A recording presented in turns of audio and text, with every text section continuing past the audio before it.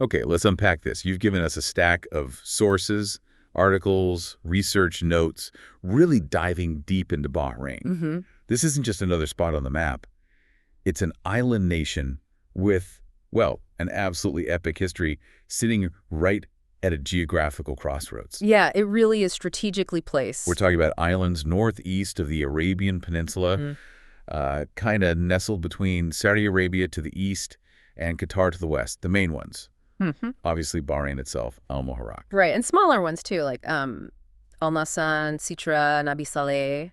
Quite a few, actually. And what jumps out immediately from the sources is just how old this place is. Oh, absolutely. Bahrain isn't, a recent phenomenon. It tops up in records like the Epic of Gilgamesh. 4th millennium BC. Exactly, and the Sumerian king lists. We're talking one of the oldest island settlements mentioned in these ancient texts. Which is just incredible. And the name Bahrain itself means the two seas, something about freshwater springs. Yeah, that's the origin, the freshwater springs meeting the saltwater.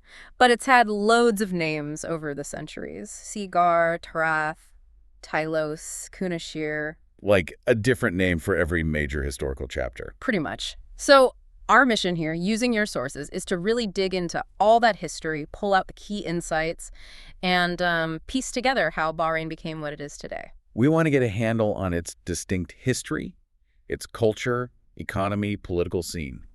All based just on the material you provided. Right. So where does the story really kick off? The sources point to the earliest settled communities, maybe around 3,500, 500 BC. Tied to date palm cultivation, part of the Anar culture. That's the one. And that really sets the stage for something major, the Dilmun civilization. Ah, Dilmun. Heard a lot about that. From around 2000 BC, Dilmun wasn't just located in Bahrain, it was this great civilization centered there. And crucially, it became a real powerhouse because it was the link, the key connection in trade between Mesopotamia and the Indus Valley. Okay, so like the ancient world's central station between these two massive regions. You got it. And the goods flowing through. Really vital stuff for the Bronze Age. Lapis lazuli, tin, you need that for bronze and copper. Controlling that trade meant serious power and wealth for Dilmun. And the sources say there's just tons of physical proof, like burial mounds everywhere. Oh, absolutely. The burial mounds are, well, they're staggering. A defining feature of the landscape really shows a large, organized society. Plus temples with artifacts, sites dating from the late 3rd millennium BC right up to the 7th century AD. Wow. The sources even mention Dilmun, or Tarath as it was sometimes called, getting conquered by Mesopotamia and later by the famous Sumerian king Ur-Nammu. But it wasn't always smooth sailing. There were rough patches, invasions. Definitely. The sources mention invaders from Yemen around 1500 to 1200 BC, which apparently left parts of the islands uninhabited or under foreign rule for periods. And the archaeology itself has a story. It does. People started getting interested back in the 1850s, finding seals. Edward Henry Palmer found sarcophagi later on, but there's a great little story from 1933. Yep. Local rulers were apparently worried about losing antiquities, so they actually appealed to the British Museum. That led to finding graves, stone rooms, and George Sutherland visited, saw people still pearling but also pulling gold coins from the sea. Ancient treasure. Right. Linking the ancient wealth to ongoing life. That really pushed for more serious digging. And the big site, the main focus, is Qalat al-Bahrain, the fort. That's the one. It's seen as the ancient capital of Dilmun, layered with history. The Portuguese boofed it up later, but the oldest parts, late 3rd millennium BC, are actually inside the area the Portuguese built over. Interesting. And the sources mention a bit of a debate, especially with French archaeologists, about the later Achaemenid layers, City 5 or late Dilmun. Are they tied directly to Mesopotamia, or are the links stronger with the Persian Empire? Based on the ceramics, like glazed pottery, similar to stuff found in Iran, they lean towards Persia. Shows how connected Bahrain always was to its big neighbors. Absolutely. So Dilmun's peak fades, but Bahrain's location means it stays on everyone's map. The sources list this whole parade of empires coming through. Babylonians around 1600 BCE. Assyrians. Achaemenids. Right, the Achaemenid Empire from 539 BCE. And interestingly, under them, the sources say the locals managed to keep their old Zoroastrian faith going. Even under Persian rule, then the Ptolemies. Around 400 BCE, yeah. Yeah. They called it Tylos or Tarshish, and later the Sassanids around 250 CE. They didn't just rule, they set up a whole Zoroastrian priestly class. And the sources suggest they pushed back against newer monotheistic faiths nearby? Seems so. There was opposition to developing Christian and later Islamic cultures. And local stuff like the Tylos cult of the trees still existed alongside. But amidst all this change, another crucial thing was happening. The Arabic language itself was developing there. Exactly. Arabic language, literature, poetry. It became the main language long before Islam actually arrived. Which brings us to that huge turning point, the arrival of Islam. Very early, the sources say, 628, 629 AD. Incredibly early. One of the first places outside the main Arabian Peninsula. Bahrain became a key center almost right away, described as visited by the Prophet Muhammad, a place where Imam Ali preached. And there's archaeological proof for this early Islamic influence. Loads. Relics found in Sar, part of a Quran manuscript, ended up in the Louvre. Seals with Islamic texts. It shows a really quick and deep adoption. But being part of the caliphates wasn't simple. The sources mention a period of reverting to ignorance because it was far from the center. Yeah, that's how one source puts it. And critically, the lack of a strong imperial military garrison meant other groups could gain power, like the Karmatians. Right, they became a major force based in eastern Arabia, including Bahrain.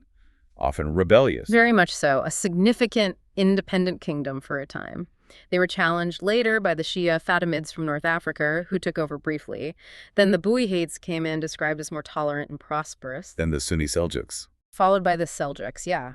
And the sources even mention a local Shia Ismaili kingdom, the Abu Sa'id family, who revolted against the Seljuks for a bit and clashed with Hindu Brahmins over taxes before eventually submitting to another group, the Sunni Uwaysids. It's complex. A real patchwork of power shifts. Yeah. And this pattern of outsiders being drawn to Bahrain continues right into the Age of Discovery with the Portuguese. Absolutely.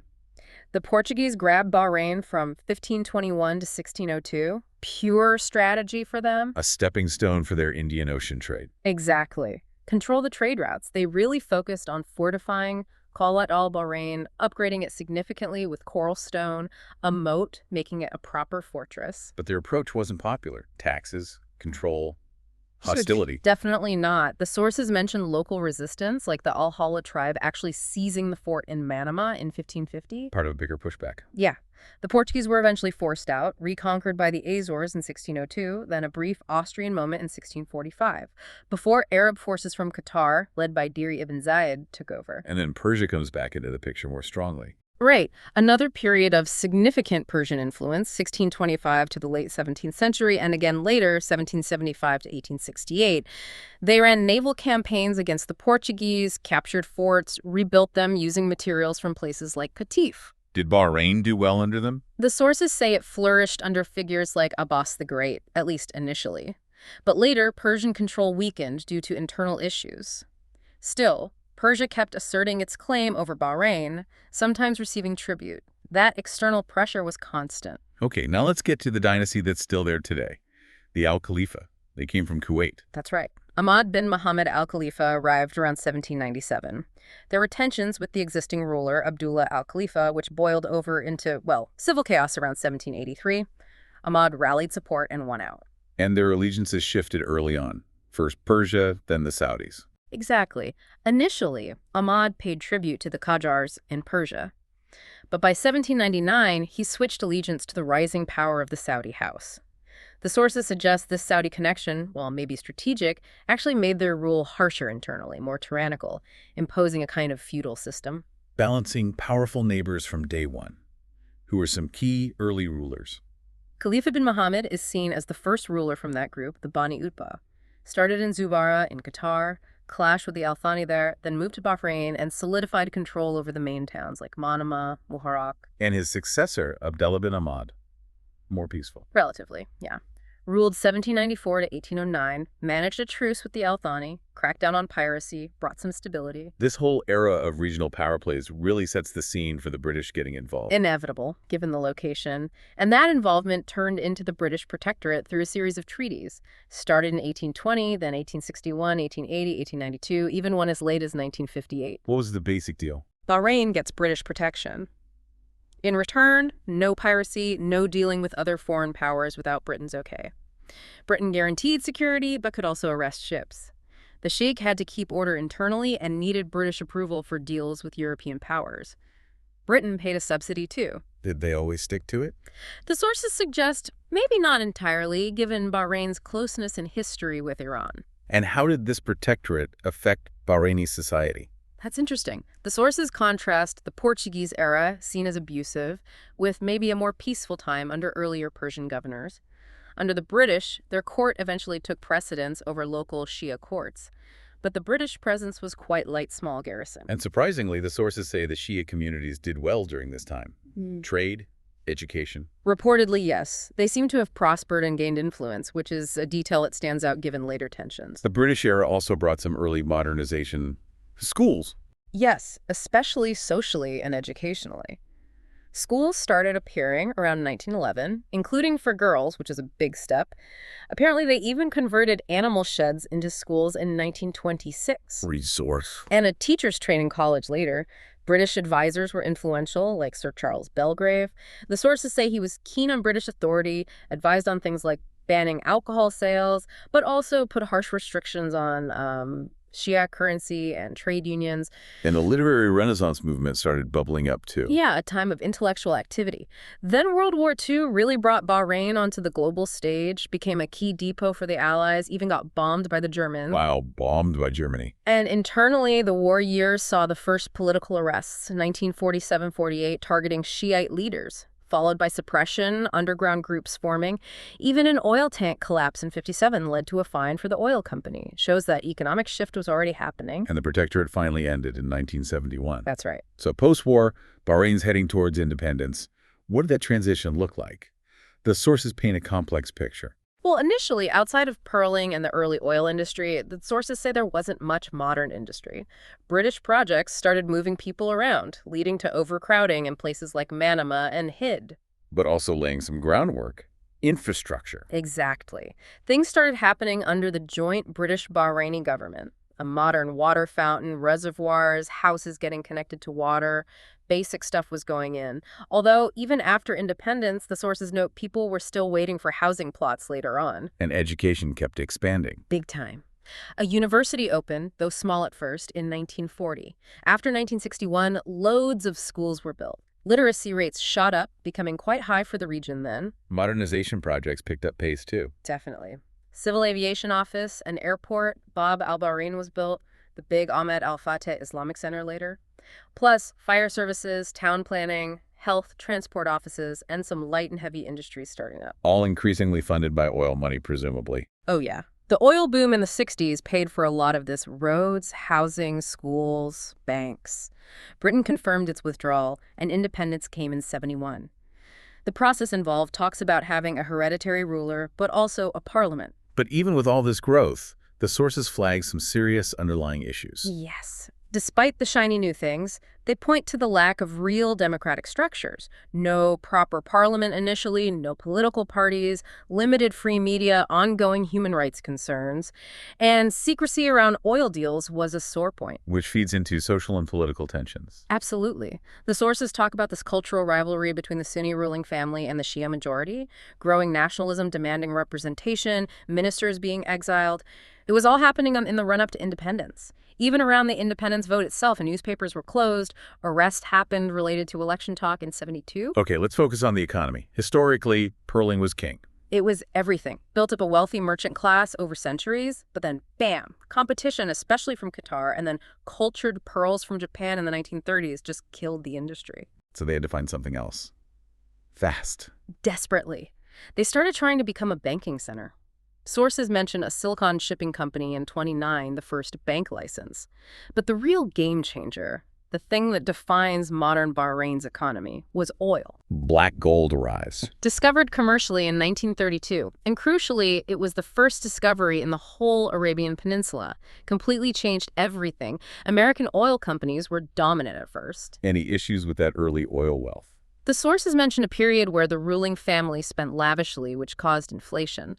Local merchants felt pushed aside until the oil company was nationalized in 1975. So oil brings wealth, but also new problems and dynamics. What about more recently? Challenges have shifted. Things like overcapacity and refining because other places are producing so much. They've tried to diversify into park-based industries, plastics, metalworking, building on the oil foundation. But the big worry is the oil running out. That's the elephant in the room. Oil and gas are still vital for revenue and exports, but Bahrain's reserves are small and getting smaller. One source from '98 estimated maybe only 20 years left back then. Wow, that's stark. Yeah. Despite that, the industry itself is modern, sophisticated, needs skilled people. They actually import over half their crude oil now from Saudi Arabia just to keep the refineries going. They operate fields offshore like Awali and Khalij through BAPCO. The APCO, the Bahrain Petroleum Company. Right, became a holding company. They've got pipelines, newer refinery at Sitra. And they've focused on training Bahrainis, especially for the technical jobs. Which connects to diversification in jobs, right? Yeah. Foreign workers. It does. Interestingly, lots of foreign workers came even before the oil boom for the old merchant economy.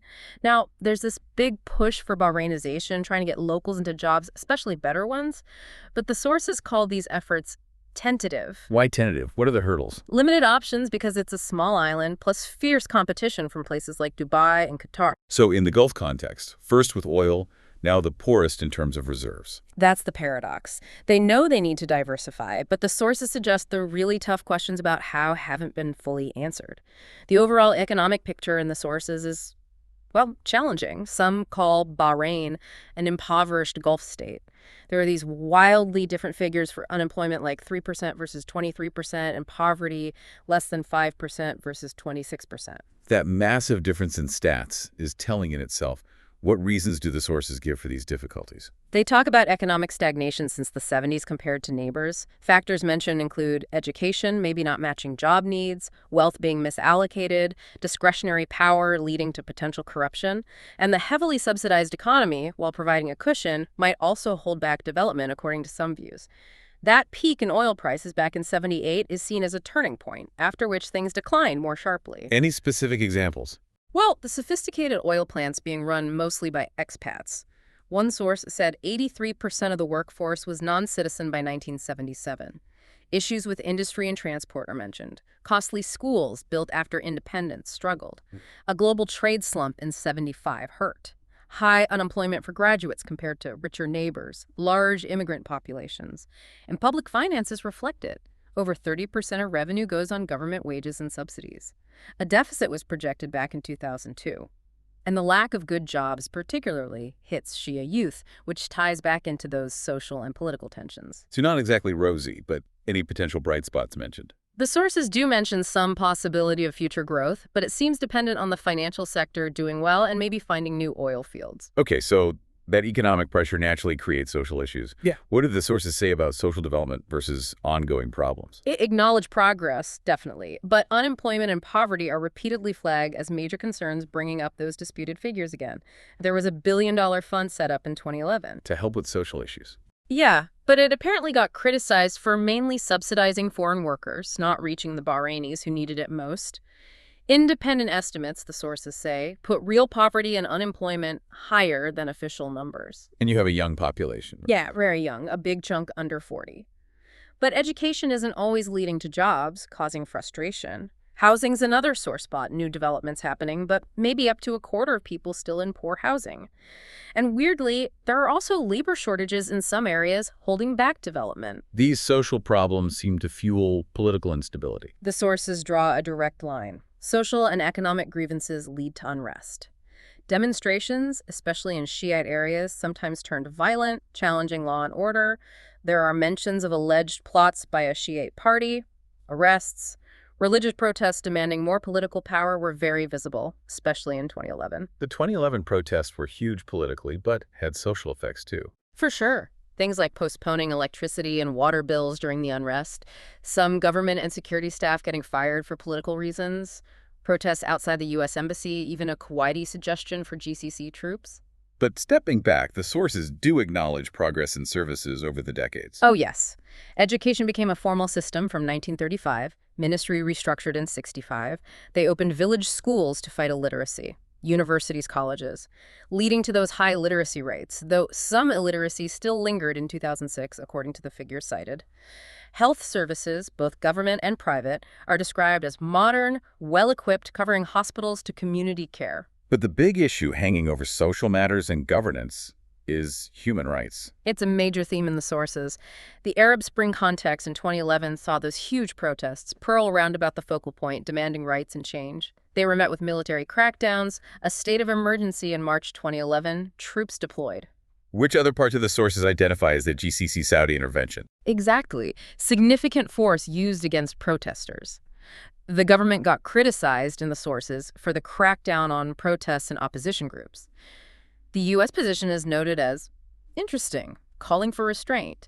But sources say they kept supplying riot gear, tear gas, and maintained their naval base. And unrest has apparently continued intermittently since. That's what the sources suggest. And they specifically mention the BICI report, the Bahrain Independent Commission of Inquiry. Right, that investigated 2011, critical of the government. Yes, highlighted as being critical regarding alleged abuses. And the government's response, according to the sources. Described as charging opposition leaders with terrorism, using the press to attack protesting sports figures, trying to silence dissent, especially before things like the F1 race. Reports of tear gas, rubber bullets against protesters, freedom of expression, assembly criticized. One source suggests that by 2015, little changed, still imprisonments, restrictions on hospitals involved in the crackdown. And the sources link this to broader regional patterns. Saudi influence. Yes, they connect Bahrain's approach to wider repression tactics in the region, specifically mentioning Saudi repression and influence in the security sphere. Which leads us straight into political developments, especially the attempted reforms since the late 90s. Right, an attempt to shift from an absolute monarchy to a constitutional one. Reforms were brought in. Election laws, political parties were actually introduced. A two-house parliament, elected lower, appointed upper, more press freedom, human rights bodies set up. And the centerpiece was the 2001 National Action Charter. Exactly. It laid out this vision for a modern parliamentary system, elected representative, appointed notables providing checks. Got massive support in a referendum, 98.4% yes. Led to elections in 2002, 2006. Political groups could take part. Turnout figures are noted, lower than typical democracies, but comparable to some constitutional monarchies. So what was the result? Did it work as intended? Mixed is the short answer from the sources, and ultimately it diverged from the plan. The elected house did get some unexpected say on things, sometimes pushing its own ideas against the government's. But problems emerged. Yeah, fissures appeared quickly. Speaking out on sensitive stuff, labor, media, foreign policy, spending was still difficult. And critically, the appointed upper house apparently started blocking laws passed by the elected representatives. That really undercut the elected body's power. And then came 2011, the Arab uprisings. Which just shook everything. Sources describe this mass popular uprising for reform, mostly peaceful at first, led by the Shia majority. Talks failed, and the state response became increasingly violent. Opposition figures jailed, reportedly tortured, exiled. Protests met with live ammo, tear gas. Social media activists hunted down. Thousands lost their jobs. That sounds like the reform idea just crashed into the reality of the existing power structure. That's the picture the sources paint. The repression after 2011-12 may be lessened in intensity, but the demands didn't go away, even with the crackdown ongoing. International focus shifted, but the sources ask, is it stable? Could it flare up again? Accountability is still needed. The core conflict isn't resolved. And the GCC intervention is tied right into this crackdown. Yes, the sources repeat that link, the Saudi-led force. The BICI report gets mentioned again here, detailing state violence, torture, surveillance, breaking laws, plus a global PR campaign to fix Bahrain's image. So boiling it down, what are the main political challenges today, based on these sources? That history of unrest and sectarian tension is key. The Sunni ruling family versus the Shiite majority. Premier Khalifa bin Salman al-Khalifa, part of the family, was in charge for decades until 2020. The 2011 protests demanded big reforms, rights. People died in the crackdown. GCC backup came in, about 3,000 troops, helped stop the protests. Hundreds jailed, though some later released. Investigations confirmed security forces used excessive force. The protests were also linked to various Islamic groups. And since the crackdown, what are the dynamics? Sources mention parts of the Shiite community still involved in disruptions against police, civil order. Some security officials have apparently been arrested, jailed. The future of the reform movement looks uncertain. Fissures remain in the political system, in society. There's also worry about wider sectarian instability nearby, like signs of protest in Saudi Arabia's eastern province. How would the sources summarize the political system now? It's a monarchy, ruled by the Al-Khalifa since '61. Strong ruling family. The courts generally uphold laws, but there's criticism. Big instability points were the '94 uprising and current demographic tensions. Violent Shiite protests met with, well, brutal suppression, according to the sources. There have been calls for resignations, even a new party wanting the king out. Counterinsurgency efforts beefed up with reinforcements, aircraft, and GCC leaders apparently approved tough measures against dissidents.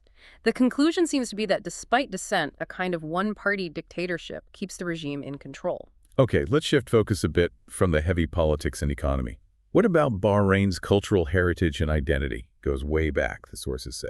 Oh, way back, Stone Age origins, but really comes into focus with Dilmun. Locals were involved in trade, building cities, though we don't know much about individual lives back then. And influenced by neighbors culturally, too, Sumeria. Definitely. Sumerian culture was a big influence from 2000 to 600 BC.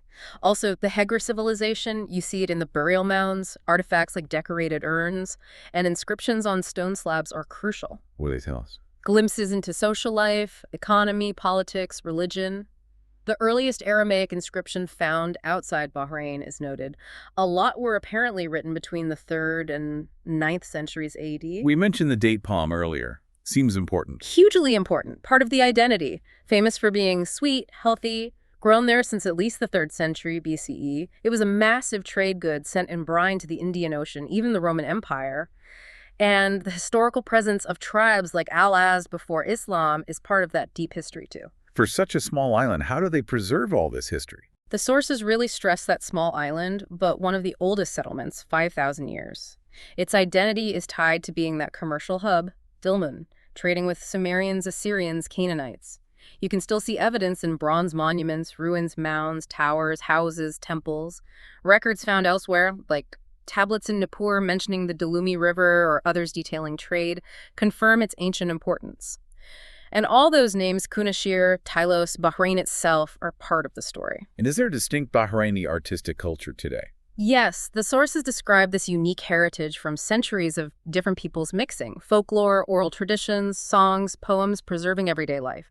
Proverbs about love, crafts, songs, dance, often mixing old and new styles, are big cultural expressions. How is this folk culture categorized or saved? Often by region, coastal, interior, desert styles. Preservation involves writing things down, recording, classifying. Folk songs seem well documented with music notation, melodies recorded. Folk tales, less so.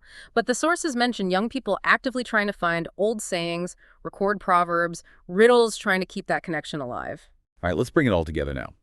Bahrain in the world today and looking towards the future. The sources suggest Bahrain works hard to find its niche globally, navigating those tricky relationships, Saudi-Iran, US-UK. It uses international groups like the GCC, Arab League, UN for its foreign policy. And that National Action Charter from 2001, that was part of presenting a certain image to the world, reformist. Yeah, it was seen as laying out a reform plan, writes parliament to monitor power, followed by elections, joining international treaties, projecting that image.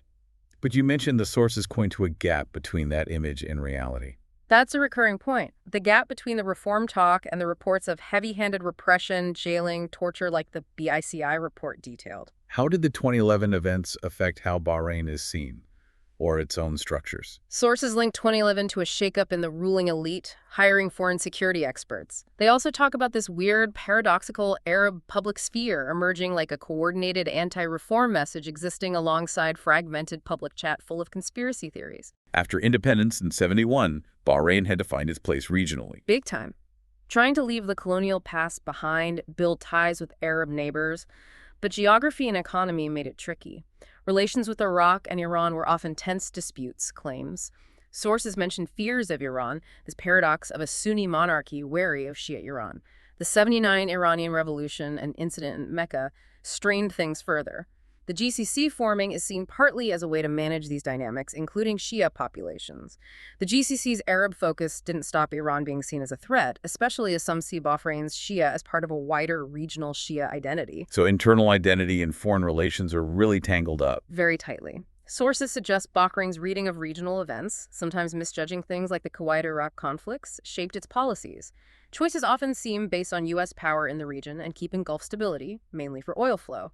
Sometimes Iran's actions in crises apparently brought relief that the immediate threat seemed to be Iraq west, not Iran east. And internal actions are sometimes driven by external fears. The sources make that link, arguing that fear of losing legitimacy pushed the rulers towards repression, maybe breaking from a past of less violence against Shia dissent. Events in the early 90s are tied specifically to Bahrain's geography, its Shia population, and Iranian politics. Bahrain was a founder of the GCC. How important is that relationship? Crucial. In 2011, Bahrain was the first to call for and get GCC help, that Saudi-led force.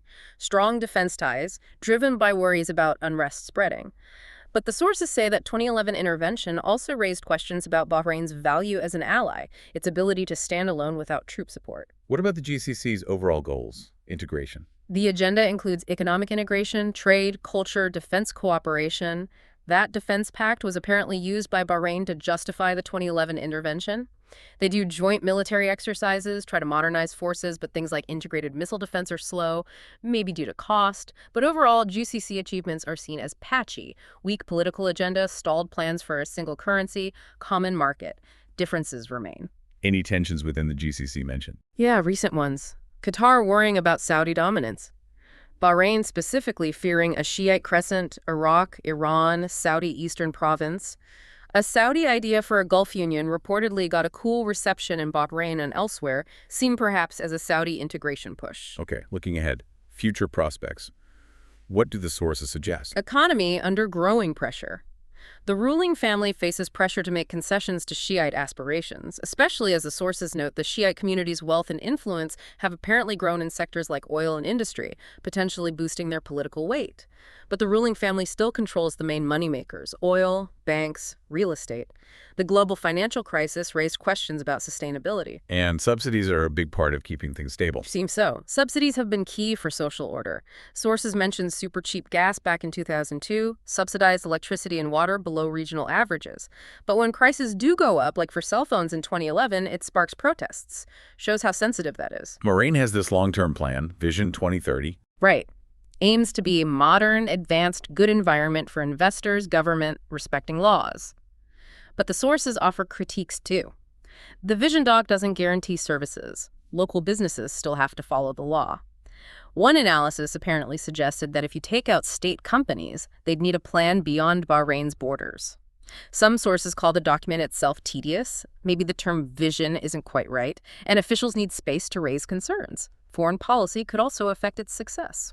And it aligns with global goals, like the SDGs. Yes, aligned with the UN's Sustainable Development Goals, the 2030 Agenda. The pandemic made these goals even more important. The pandemic, climate change, huge risks hitting underdeveloped nations hardest: food security, fuel prices, social unrest. How did the pandemic affect Bahrain's approach, according to the sources? The government acted fast to limit the damage, made changes for sustainability. Sources see this as maybe showing less independent decision-making due to following international advice.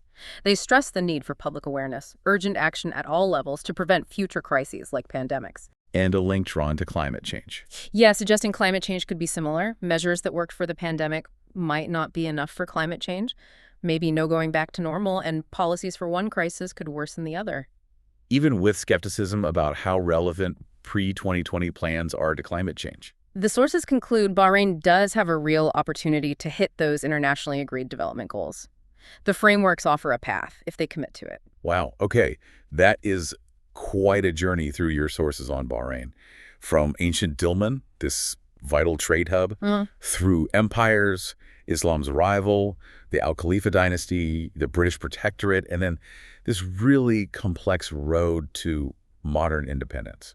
We've seen oil change everything but bring its own huge challenges: depletion, diversification, explored the layers of culture built up over thousands of years, and tackled those significant social and political tensions just under the surface. Especially between the rulers and the calls for reform, for human rights. Bahrain today really seems like this blend, its location, deep roots, and this constant push and pull between internal desires and external forces.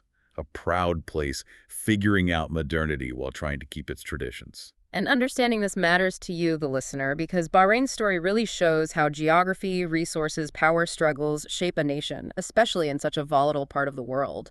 You see the echoes of ancient trade, how colonial-era deals still impact today's political and economic challenges. Really makes you think about the pressures on smaller nations in these big, complex, global and regional games. Absolutely. So here's something to mull over. Given Bahrain's whole history of juggling external powers and internal pressures, especially that dynamic between the ruling family's control and the ongoing demands for more representation and rights, how might things like diversifying the economy away from oil, population growth, and those intense regional rivalries shape its future in the 21st century? What does that tension the sources highlight, projecting reform to the world while keeping tight control at home? Tell us about the tightrope small nations walk in today's complex global system.